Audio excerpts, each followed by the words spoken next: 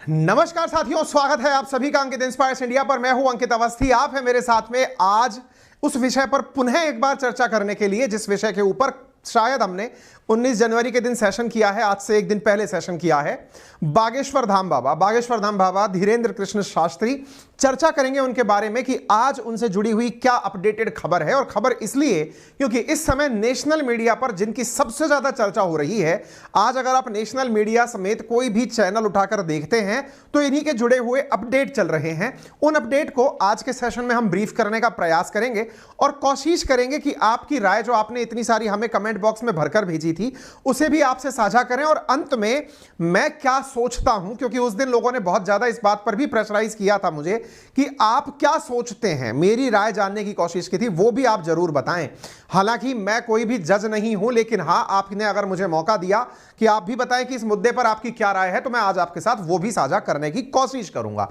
चलिए तो शुरू करते हैं आज के सेशन को। और आज के सेशन में जो सब मेरे साथी मित्र अभी तक नहीं जानते कि क्या है पूरा मामला, उनसे गुजारिश है कि हमारा एक सेशन है जो कि आपके सामने सजेशन में दिख जाएगा।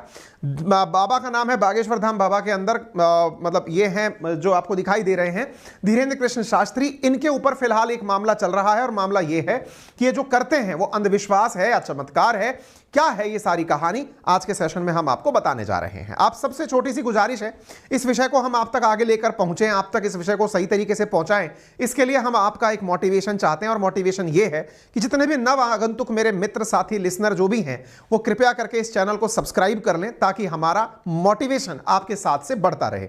साथियों, आपके सामने स्क्रीन पर दो व्यक्ति दिखाई दे रहे हैं।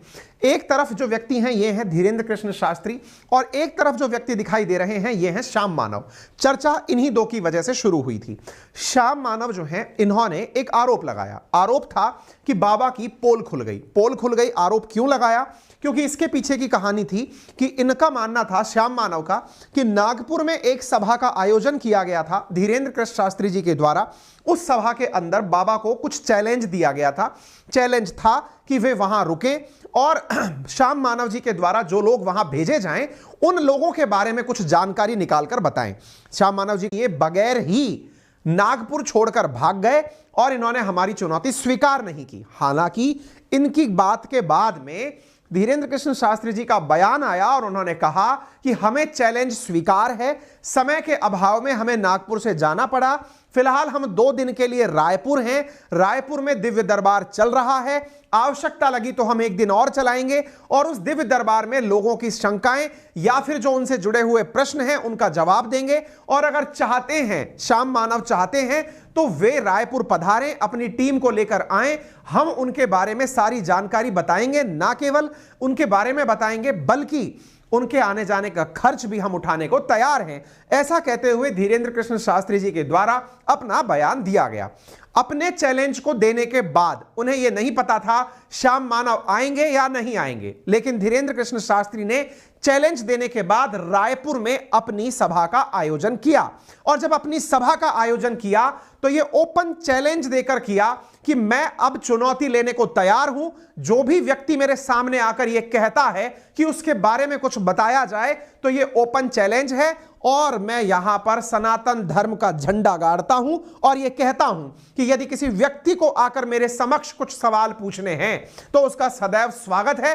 और ओपन चैलेंज दिया गया मीडिया के सामने, सभी लोगों के सामने, जहां हजारों की भीड़ उपस्थित थी। और भीड़ के सामने इन्होंने ओपन चैलेंज देते हुए कहा कि मेरे सामने आकर बैठ जाइए।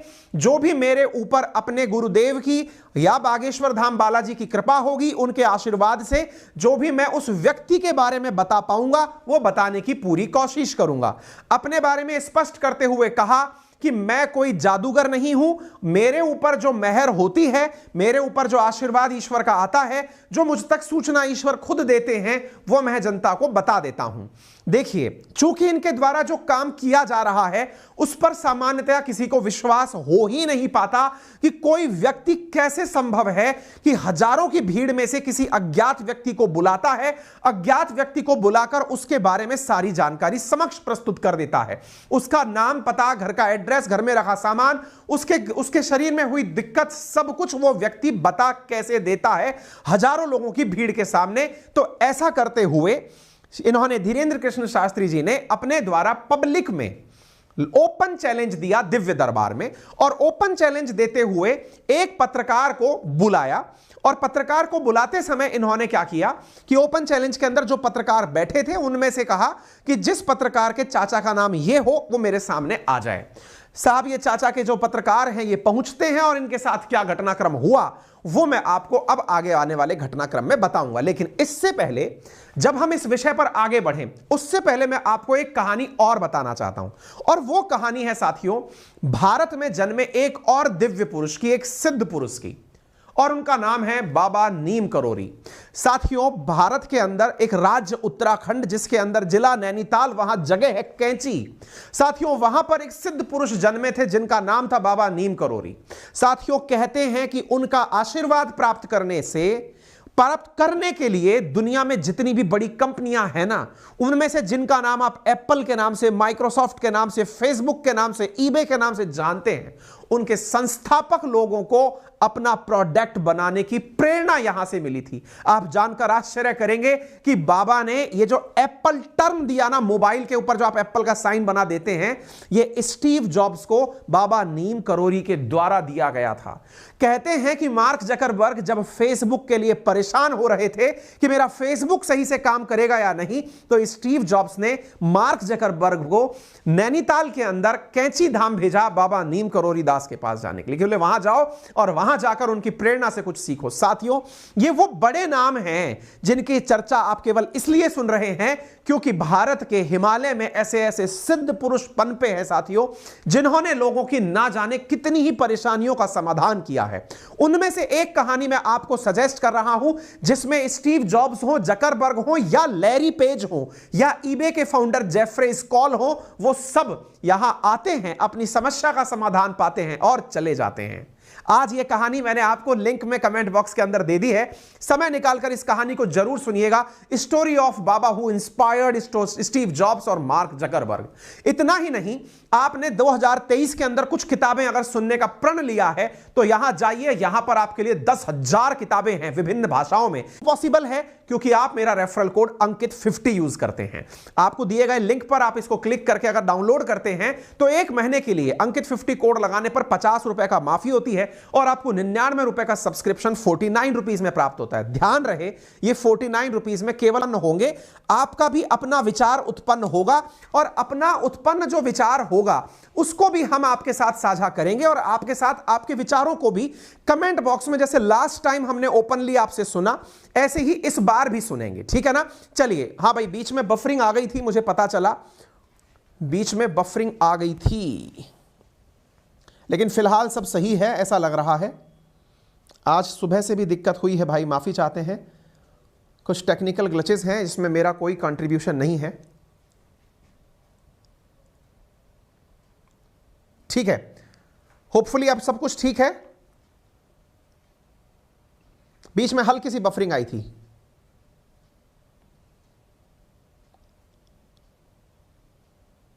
ठीक है, चलिए बढ़ रहे हैं आगे, है ना? तो साथियों, उस समय हुआ क्या, अब मैं आपको वो घटनाक्रम बताने जा रहा हूं जिसके कारण यह विषय वस्तु बनकर आई है। तो साहब, रायपुर की घटना है, एवीपी लाइव ने इस बात को कवर किया है। क्यों कवर किया है उसके पीछे का कारण बता देता हूं। असल में एक इस तरह का समागम आयोजित किया गया, दिव्य दरबार आयोजित किया गया। धीरेन्द्र कृष्ण शास्त्री जी के द्वारा भीड़ में बैठे हुए लोगों को आह्वान दिया गया कि जो भी व्यक्ति अगर भीड़ में से जिसके चाचा का नाम, यहां पर चाचा का नाम पुकार करके धीरेन्द्र कृष्ण शास्त्री जी ने कहा कि जिस व्यक्ति के चाचा का नाम, देखिए ये सुन ही लीजिए, आप लीजिए। पत्रकारों ने जिनके चाचा का नाम भृगुनाथ तिवारी हो वो आ जाए। इन्होंने भीड़ से आह्वान किया कि जिनके चाचा का नाम भृगुनाथ तिवारी हो वो उठकर आ जाएं। तो यहां से उठ करके चाचा का नाम भृगुनाथ तिवारी, इतनी भीड़ में से मेरे चाचा का नाम भृगुनाथ तिवारी है और वो भोपाल में रहते हैं, अभी मथुरा में।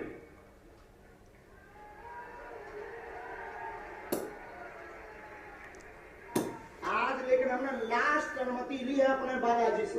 क्या तुमने पहले बताया? लोगों को विश्वास में तो नहीं ढकेला, महापाप पड़ेगा अगर तुमने बताया हो। इन्होंने बकायदा इनसे कंफर्म किया। इस सच्चाई को भी वीडियोस में दिखा रहा हूं, मैंने कोई अंधविश्वास फैलाने का और बताने का काम नहीं किया। जब से धीरेन्द्र कृष्ण शास्त्री सुर्खियों में आए, तो क्या तुम्हारे भाई का नाम राघवेंद्र तिवारी है? क्या तुम्हारे भाई का नाम राघवेंद्र तिवारी है? एक पत्रकार होने के नाते मैं कह रहा हूं आचार्य धीरेन्द्र शास्त्री की जय, क्योंकि मैं जो सुन रहा हूं, मैं देख रहा हूं, ये चमत्कार नहीं है। क्या तुम्हारे भाई ने अभी मकान बनवाया है? जी, गृह प्रवेश किया है 2 दिन क्या पहले। तुम्हारी भतीजी का नाम अभिषी है? जी गुरु। आपने जो कुछ भी अभी सुना या देखा, इस पूरे घटनाक्रम को मैं अब आपको बोल के सुना देता हूं। हो सकता है आपको यहां से प्रॉपर तरीके से सुनाई दिखाई ना पड़ा हो। यहां पर शास्त्री जी के द्वारा भीड़ में, इतनी बड़ी भीड़ में आह्वान दिया गया कि जिनके भी चाचा का नाम ये हो वो पत्रकार उठ के सामने आ जाए। ये पत्रकार उठकर चले गए। इन पत्रकार के सामने ये कहा गया कि क्या आपके भाई का नाम ये है? इन्होंने कहा हां। क्या आपकी भतीजी का नाम ये है? बोले हां। क्या आपके भाई ने हाल ही में गृह प्रवेश किया है? बोले हां। इन तीनों बातों को बताने के बाद में ये पत्रकार खुद स्तब्ध रह गए और इन्होंने कहा कि मैं खुद 3 दिन से आपके दरबार में उपस्थित होकर के आपके सच को दुनिया को दिखाने का प्रयास कर रहा था। अर्थात अगर कुछ भी ऐसा मिले जिसमें लीकेज हो, वो मैं दुनिया को दिखाना चाह रहा था। ये वो पत्रकार हैं जिन्होंने 1 दिन पहले भी शास्त्री जी का इंटरव्यू किया था और जानने का प्रयास किया था कि ये सब कुछ कैसे करते हैं। अब जैसे ही ये घटनाक्रम हुआ, इस घटनाक्रम के बाद में पूरे पंडाल में बैठे हुए लोग शास्त्री जी के सम्मान में तालियां बजाने लग गए कि आपने जान कैसे लिया। इतना ही नहीं, इन्होंने इनके बारे में एक और गुप्त जानकारी लिख करके अलग से रखी थी, जो केवल इन पत्रकार को ही पढ़ाई गई और कहा गया कि आपके बारे में मुझे यह भी पता है और अगर यह सच है तो मैं बस माइक पर इसे नहीं बोल सकता, लेकिन यह स्वीकार कर लीजिए कि यह सच है। तो यह पत्रकार खुद स्वीकार करते हैं कि हां, जो आप बोल रहे हैं वो एकदम सही है। अब यहां तक होने के बाद में शास्त्री जी बोलते हैं कि आज के बाद मैं इस मंच से कभी भी अपना परीक्षा नहीं दूंगा। मैं आज आखिरी बार अपने मंच पर बैठकर परीक्षा दे रहा हूं, क्योंकि लोगों ने मुझ पर आरोप लगाए। मैंने आपके सामने, मीडिया के सामने परीक्षा दे दी। हो गया खेल खत्म। अब मुसीबत यहां के बाद शुरू होती है। क्या? लोग साहब इस घटना को ट्रोल करने लगते हैं। ट्रोल करने क्यों लगते हैं? क्योंकि जिस पत्रकार ने ये सारी बातें आकर बताई या जिस पत्रकार को बुलाया गया था वो एबीपी न्यूज का पत्रकार है। तो इसमें कौन सी बड़ी बात है? असल में लोगों का दावा यह है कि जो बातें बताई गई, जिस पत्रकार के द्वारा यह कहा गया कि मैं बाबा के सामने खड़ा होकर के ये सब बातें बोल रहा हूं, तो कहा जा रहा है कि एबीपी वालों, पत्रकारिता के नाम पर आप कलंक हो, यह एजेंडा चला करके काम किया जा रहा है। क्या आपको शर्म नहीं आती? ऐसा कहा सुमित चौहान ने। ऐसे ही एक और हैं विनोद कापड़ी, जो कि अपने आप को विलिंग फिल्म मेकर बताते हैं, और उन्होंने अपने द्वारा ऐसे ही कहा कि यह फर्जी चमत्कार लगाने वालों की जय जयकार करवाना पत्रकारिता के नाम पर कलंक है। इस तरह की बातें क्यों कही गई, इसके पीछे का कारण बताऊंगा, लेकिन आप दुनिया के ट्वीट देखकर इस पत्रकार के पीछे पड़े हुए लोगों को देख सकते हैं। पत्रकार और एबीपी न्यूज को ध्यान में रखकर लोगों ने भला बुरा कहना शुरू कर दिया। चलिए कोई बात नहीं, ऐसा क्यों कहा गया, तो इसके पीछे का कारण बताता हूं। लोगों का कहना है कि इस पत्रकार के बारे में जो भी जानकारी दी गई, क्योंकि बाबा ने मन की बात जान ली, तो इसके पीछे का कारण क्या है अब वो जान लीजिए। लोगों का कहना, यानी ये जो लोग पीछे पड़े हैं कि गजब का टोपीबाज है, जैसे ये हैं वैसे इसके अनुयायी हैं, इधर कोई विनय कुमार हैं, वो सब इनके बारे में पीछे पड़ गए बाबा के। और बाबा के बारे में क्या कहा इन लोगों ने? इन्होंने कहा कि जो ज्ञानेंद्र तिवारी नामक पत्रकार है, इस पत्रकार के अगर फेसबुक प्रोफाइल पर कोई जाएगा तो फेसबुक प्रोफाइल पर जाने पर उस व्यक्ति के परिवार पर अगर कोई जाकर ढूंढेगा तो फैमिली मेंबर्स में राघवेंद्र तिवारी का नाम लिखा हुआ है। इसका मतलब यह हुआ कि बाबा ने फेसबुक से इसका नाम और इसके भाई का नाम निकाला है। इतना ही नहीं, फेसबुक पर अगर जाओगे तो पता चलेगा ज्ञानेंद्र तिवारी ने कुछ दिन पहले अपने बड़े भाई साहब के गृह प्रवेश का जो दिन है उसको याद किया था, वो बोले उनके फेसबुक पर डला हुआ है। इतना ही नहीं, इनके जो बाबा हैं जिनका नाम है भृगुनाथ प्रसाद तिवारी, चाचा जिनका नाम लिया गया है, उन चाचा की भतीजी जो हैं उनका चाचा जी ने फेसबुक से ढूंढे हुए थे और उन्हें बताकर दुनिया के सामने दुनिया को बेवकूफ बनाया गया। उसके बाद क्या था? जैसे ही ये बात बाहर आती है, लोगों का आरोप बाबा के ऊपर लगाया जाता है कि साहब ये सारी बातें मतलब उनके द्वारा। भाई फिर से बफरिंग आ रही है क्या? चक्कर क्या है भाई? ये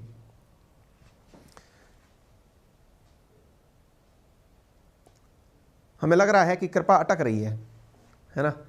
अगर बफरिंग का इशू है तो हमारी तरफ से तो नहीं है। तो अब सीन क्या है? कोई बात नहीं भाई, जो भी चल रहा है मैनेज कर लीजिए, क्योंकि मैं मेरी तरफ से पूरी तरह से चुस्त दुरुस्त होकर खड़ा हूं। मैं अधिकतम एक काम कर सकता हूं और वो है मेरे हाथ में केवल खोसना, और वो केवल खोसने का काम भी मैं कर लेता हूं, हालांकि फ्लो बिगड़ रहा है, फिर भी आप तक सारी चीजें सही से पहुंच जाएं ये सुनिश्चित करने के लिए मैं एक बार के लिए नेट की केबल और डाल देता हूं भाई, ठीक है। अच्छा, तो जैसे ही ये वाली बात निकल कर आती है, फिर अगला सवाल बनता है, और अगला सवाल क्या बनता है? अगला सवाल बनता है, अरे भाई साहब चैलेंज ही चैलेंज हो गए भाई साहब आज के सेशन में, कोई बात नहीं। हाँ जी, तो फिर अब क्या होता है? अब इसके बाद में घटनाक्रम निकल कर आता है कि जो बाबा है, इस बाबा ने अपने द्वारा पूरा की पूरा फेसबुक से ज्ञान लेकर के दुनिया के सामने निकाल कर बताया है। अब फेसबुक का ज्ञान अगर चुनौती बना तो भाई साहब उनके पक्ष में भी लोग उतर कर आ गए, बाबा के पक्ष में।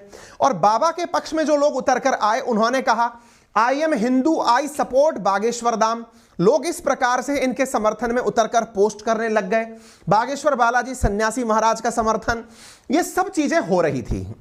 इस बीच में अब स्टैंड आता है कि सर आप क्या सोचते हैं, एक तो ये बता दो, दूसरा ये हो क्या रहा है ये बता दो, है ना। चलिए, तो मैं अपना स्टैंड रख ही देता हूं, क्योंकि इंटरनेट पता नहीं बीच में उड़ जाएगा, चल जाएगा, समझ में नहीं आएगा। इससे पहले मैं इस घटनाक्रम पर मैं क्या सोचता हूं वो पहले बता देता हूं। देखिए, इस घटनाक्रम में जिस बात को लेकर बताया गया है कि बाबा फेसबुक से देख करके दुनिया के सामने सारा डेटा दे रहे थे, नंबर एक, सबसे पहले यहीं से शुरू कर लेते हैं कि अगर फेसबुक से देखकर बाबा दे रहे थे, तो सबसे पहला तो आंसर यह है जो मेरी तरफ से है कि बाबा ने अगर फेसबुक से देख करके भी जवाब दिया, भाई सीधी सी बात है ना, अपन तो एक सिंपल साधारण नागरिक की तरह बात कर लेते हैं, आप और हम कोई ना तो पत्रकार है ना कुछ है, सर्वसामान्य की तरह अपन बात कर लेते हैं। भाई साहब, अगर बाबा ने फेसबुक से देख करके भी जवाब दिया ना, तो भी ये बाबा है ना, हम सबसे ऊपर का बुद्धिमान आदमी है। चलो एक बार में इस बात को रफा दफा करते हैं। क्या बोल रहा हूं मैं? बाबा ने माना कि फेसबुक से जवाब दिया, पहला पॉइंट। अभी तो और तर्क वितर्क तो बाद में कर लेंगे हम। पहला तर्क है ये कि अगर बाबा ने फेसबुक से देख करके भी किसी व्यक्ति के 3 या 4 नाम बता दिए, अब मैं इसका आपको तार्किक आंसर दे देता हूं, उसके बाद में अपन और 150 दिन में से वो प्रतिदिन 50 व्यक्ति का भी जानकारी या पर्चा बता रहा हो। भाई साहब बफर खत्म खरा हो रहा है यार,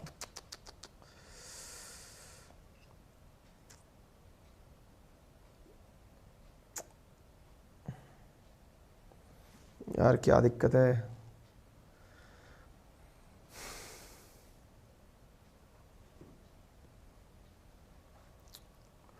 हाँ भाई, बफर देखना एक बार, नेट चल रहा है क्या? उसको धमका देना भैया, आज मार डालेंगे उसका। हाँ जी, तो अब मुद्दा यह है जनाब, चलिए कोई बात नहीं, फिर भी जितना चलने, क्योंकि हमको लग नहीं रहा है, सेशन में दिक्कतें तो आ रही हैं, लेकिन आप सब साथ देंगे तो चल पाएगा।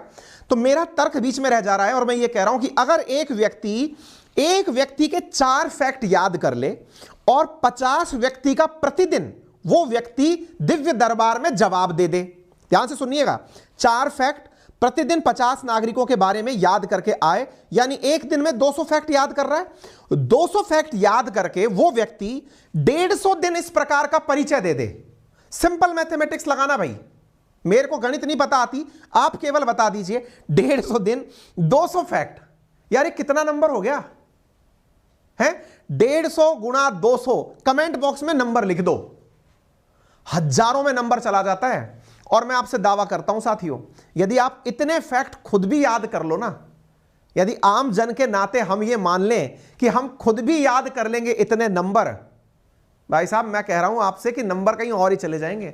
हजारों की संख्या में फैक्ट्स यदि कोई व्यक्ति याद करके आपके सामने मंच पर प्रदर्शन करने भी आ जाए, तो वो कोई साधारण व्यक्ति नहीं है, वो कोई साधारण मनुष्य नहीं है। नंबर 30,000 पार हो रहा है। मैं कह रहा हूं तर्क करने वालों से एक बेसिक तर्क कर लीजिएगा कि ये बाबा मान लिया कि एक बार के लिए रट के फेसबुक से आया है, मान लो भाई, ठीक है, 150 दिन देश दरबार लगाता होगा, 50 फैक्ट। अब मैं कह रहा हूं 30,000 का नंबर 1/3 कर दो, 10,000, और 1/1/3 नहीं, 1/10 कर दो यार, 3,000। मैं कह रहा हूं 3,000 फैक्ट एक स्टूडेंट के नाम पर आप याद करके दिखा दो। भाई साहब मैं कह रहा हूं अपन जैसे लोग 3,000 फैक्ट याद कर ले, परीक्षाएं पास हो जाती हैं, मजाक नहीं है।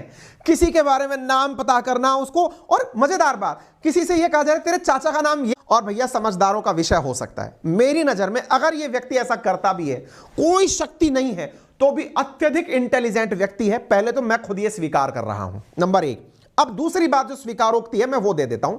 दूसरी स्वीकारोक्ति मेरी तरफ से यह है कि इस व्यक्ति के पास अगर कोई दिव्य शक्ति भी हो तो इससे मैं इनकार नहीं कर सकता, क्योंकि मैं खुद ऐसे संस्कारों और ऐसे परिवेश में पढ़ा हूं। मैं जिस सनातन धर्म संस्कृति की पालना करता हूं, मैं आज तक ऐसे किस्से कहानियों के साथ जीता आया हूं। जिस तरह के ईश्वर में मेरी श्रद्धा है, जिस तरह के ईश्वर में मेरा विश्वास है, और मुझे यह विश्वास है कि ऐसी दैवीय शक्तियां होती हैं जो लोगों के बारे में बहुत सी जानकारियां आपको उसी महिमा मंडन से बता देती हैं। तो मुझे दिव्य शक्तियां होती हैं, मंत्रों में शक्तियां होती हैं, इस बात पर 1% गुरेज नहीं है। हां, इनके पास है या नहीं, यह मैं सर्टिफिकेट बांटने वाला कोई कोर्ट नहीं हूं, मैं कोई जज नहीं हूं। मैं अपनी राय कहां रख रहा हूं, जहां आपने मुझसे मांगा था कि सर अपने आपकी क्या राय है वो जरूर बताइएगा, क्योंकि आपने लास्ट सेशन में मुद्दा बताया था, अपनी राय नहीं बताई थी। तो भाई मैंने अपनी राय के नाम पर, अगर ये व्यक्ति सबके फैक्ट याद करके आता है तो अत्यधिक इंटेलिजेंट है। नंबर दूसरा, अगर इनके पास कोई सिद्धि है तो मैं इनकार नहीं कर सकता, क्योंकि सिद्धियों में वो क्षमता होती है। मैं आपको एक कहानी रिकमेंड किया था लास्ट टाइम, अगर याद हो आपको, तो मैंने आपको चंद्रा स्वामी की कहानी कहा था, रिकमेंड की थी, अगर समय मिले तो पढ़ के आना। आपको जानकर आश्चर्य होगा, चंद्रा स्वामी ने भारत के विदेश मंत्री हुआ करते थे नटवर सिंह। नटवर सिंह के सामने मार्गरेट थेरेसा थी या कौन सी थी, थेरेसा मे थी या कौन थी, नाम भूल गया यार, मैं खुद नाम भूल जा रहा हूं, है ना। ये नाम यदि ये याद रख लेता तो बहुत बड़ी बात है। भाई साहब, उन्होंने इंग्लैंड की एक प्रधानमंत्री के बारे में ये बोल दिया था उनके सामने, जबकि वो केवल उस समय अपोजिशन की लीडर थी। चंद्रा स्वामी ने बोला था कि आप या तो 9 साल के लिए या 11 साल के लिए या फिर 13 साल के लिए प्रधानमंत्री रहेंगी। भाई हमारे देश में ना तंत्र मंत्र की शक्ति से लोगों ने बहुत कुछ पता लगाया। नरसिम्हा राव की जब सरकार थी उस समय पर चंद्रा स्वामी उनके साथ पूरे टाइम रहा करते थे। तंत्र मंत्र की शक्तियां हमारे इतिहास में भरी पड़ी हैं। लोगों के पास ऐसी दिव्य शक्तियां हुई हैं, मंत्रों में ऐसी शक्तियां हैं जो लोगों के बारे में बताती हैं। ठीक है, इनके बारे में क्या है अगर किसी के दिमाग में है, तो कुछ लोगों का एक और कहना है, और वो क्या है, कुछ लोगों का कहना है कि इनके पास में वो है, क्या बोलते हैं, माइंड रीडिंग की पावर है। अब ये माइंड रीडिंग की पावर क्या है, अब उसके बारे में भी चर्चा कर लेते हैं। कुछ लोगों का कहना है कि इनके पास में कुछ ऐसी शक्ति है जिससे ये लोगों के माइंड को रीड कर लेते हैं। अब माइंड रीड के बारे में मैं बताता हूं। आप में से बहुत सारे लोगों ने बहुत सारे यूट्यूबर्स को देखा होगा। आजकल बहुत सारे यूट्यूबर्स दूसरे का माइंड रीड करके बताने लग रहे हैं कि आप थोड़ी देर के लिए मेरे सामने खड़े हो जाओ, आपके मन में कौन सा नंबर चल रहा है मैं वो बता दूंगा, आपके नंबर कौन से हैं, आपका नाम कौन सा चल रहा है। माइंड रीडिंग एक प्रकार की साइंस की तरीके से लोग आजकल डेवलप कर रहे हैं। बहुत सारे यूट्यूब पर वीडियो पड़े माइंड रीडिंग के, जिसमें एक व्यक्ति दूसरे के दिमाग को पढ़कर उसके दिमाग के बारे में बता देता है। लेकिन सच्चाई पता है क्या है, माइंड रीडिंग करने के लिए फेस को टकटकी लगाकर देखकर यह बताना बहुत टिपिकल टास्क होता है, बहुत प्रोसेस वाला पार्ट होता है। आप फेस को थोड़ी देर के लिए भी इग्नोर कर जाएंगे, गलत आंसर दे जाएंगे। ये जो शास्त्री जी हैं, ये सामने वाले व्यक्ति को केवल ये देखते हैं क्षणिक भर, और जो जानकारी देते हैं। कुछ लोगों का कहना है साहब ये है ना, अपने आदमी बिठा के रखते हैं, इनके आदमी इनको बताते हैं। क्या बताते हैं कि फलाना सिंह आएगा, उसका नाम ये है, उसके पेट में दर्द है, उसके चाचा का नाम ये है, उसके साथ यूं होता है। इनके अपने आदमी है जो ऐसा बिठा के बताते हैं। भाई मैं आपसे कह रहा हूं, मैं आपको पढ़ाता भी हूं ना, मैं आपको कितने फैक्ट याद कराता हूं, क्या मेरे बताए हुए फैक्ट आपको याद हो जाते हैं क्या? अगर ऐसा हो जाए ना कि आपको मैं पेपर में जाने से पहले आपको 200 फैक्ट रटा के भेजूं कि देख सुन ऐसा ऐसा फैक्ट है, याद करके चले जाना, नहीं होता यार। और रोजाना का काम हो तो बिल्कुल नहीं होता भाई। और सबसे इंपॉर्टेंट बात, जो आदमी पूरे टाइम लोगों से घिरा हुआ है, हर आंख उसके चमत्कार का सच ढूंढने के लिए घूम रही है, तो वो आदमी कितनी लॉबिंग कर लेगा भाई? ज्यादा से ज्यादा क्या होगा? आप में से कुछ लोग ये मानेंगे कि इन्होंने अपनी एक टीम बिठा रखी होगी, वो टीम इनको बताती होगी सर वो फलाना अपन का वो आएगा, उस नंबर का आदमी है ना, उसका नाम ये है, उसके बेटे का नाम ये है, उसके पेट में दर्द है और वो परेशान है। मान लिया, रटा दिया, वो पेपर में मग्गा मार के चला गया। चेहरा कैसे याद कर लोगे यार उसका कि यही आएगा तभी यही बोलना है? नहीं सर, पर्ची में लिख के देते हैं, पर्ची में लिख के देते हैं तो पर्ची तो वो सबके सामने दिखाता है भाई। कुछ भी हो, कुल मिलाकर ये रहस्य है, और ये रहस्य इतना बड़ा है ना जिसके कारण पूरे देश में इसकी चर्चा हो रही है। ठीक है, तो अगर आपको लगता है कि ये माइंड रीडिंग भी है तो मैं कह रहा हूं भाई ये कुछ भी है, ये आदमी अत्यधिक इंटेलिजेंट है। और भाई साहब अगर ये बात सच है, क्योंकि देखिए इस व्यक्ति का एक बात मानना है और वो ये है कि इनके ऊपर कृपा है, कृपा है ईश्वर की। और देखिए ईश्वर की कृपा से 1% इनकार नहीं किया जा सकता। हमारे देश में बहुत से सिद्ध पुरुष हुए हैं, ऐसे बहुत से ज्ञानी पुरुष हुए हैं जिनके पास में बहुत जबरदस्त ज्ञान और विवेक रहा है, उससे इनकार नहीं किया जा सकता। और यही व्यक्ति इस बात को बार बार बोलता है कि मैं सनातन धर्म का एक प्रवर्तक हूं और ऐसी स्थिति के अंदर लोग मेरे पीछे इसलिए पड़े हैं क्योंकि मैंने बागेश्वर धाम सरकार के नाम पर मिरेकल्स जो करने के नाम पर धर्मांतरण लोग करवाते थे उनकी घर वापसी करवाई है।